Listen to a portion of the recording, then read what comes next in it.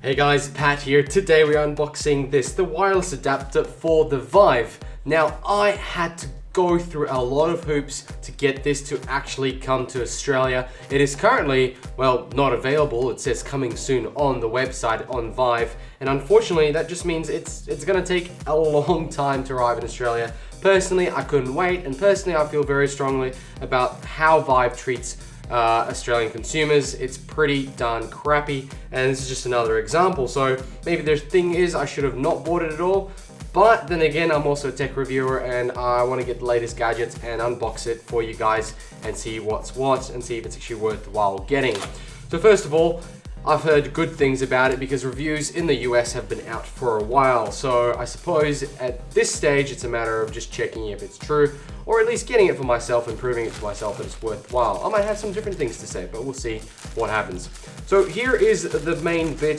This is the actual antenna that will go on the Vive. And as you can see, it's not the smallest thing, but it's also very, very light. This is extremely light. So I'm guessing this doesn't actually have much compute power. And of course, you may know that this already has a battery pack that you hang off the side of your belt when you play, because, well, you need to power this whole thing, which has obviously a screen, a camera, and headphones now, so there needs to be a lot of power flowing through it.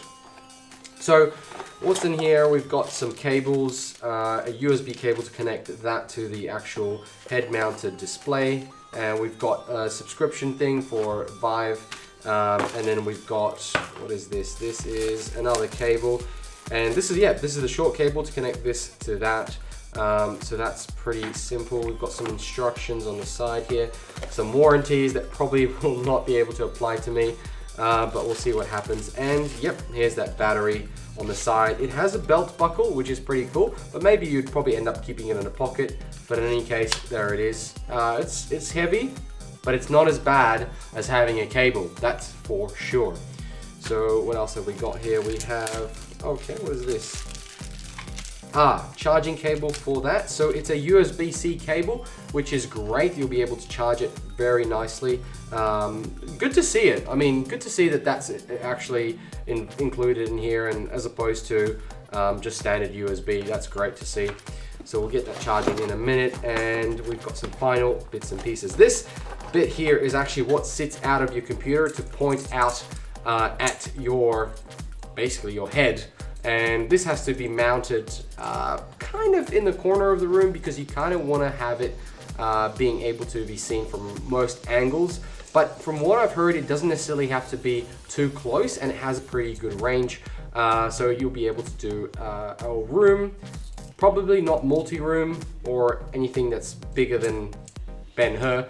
But of course, the actual Vive can do quite a large room, so this should support it in a way. And I'll see how far I can move away from this sensor before it stops actually receiving. So there's the sensor. Put that on there, and is that it? It must be something else. This is probably the toughest part. We've got to mount the thing, but this bit here is what actually has to go on your computer. So it is not just a USB connection. You actually have to put really, really weird hardware into it to connect it all up, because obviously it has to stream high refresh rate, high definition video straight into your head, and it then has to match it up with the latency of moving your head when you're actually looking at something else in VR. So this is quite an incredible piece of hardware. I know there TP-Link a little while back did something similar where they tried to sell, well, basically this for the Vive. Unfortunately, again, wasn't available in Australia, still isn't, and it's been around for quite a while. So now we've got this little bit that goes in your computer. Now, I'm gonna have a hard time putting this in, but I had to get an extension for it so I could actually connect it up into my computer. I'll take a few photos and put it up and explain why that is. But I suppose that's it. That's all you get in the box. A couple of cables, a pack here, and let me tell you how much it cost.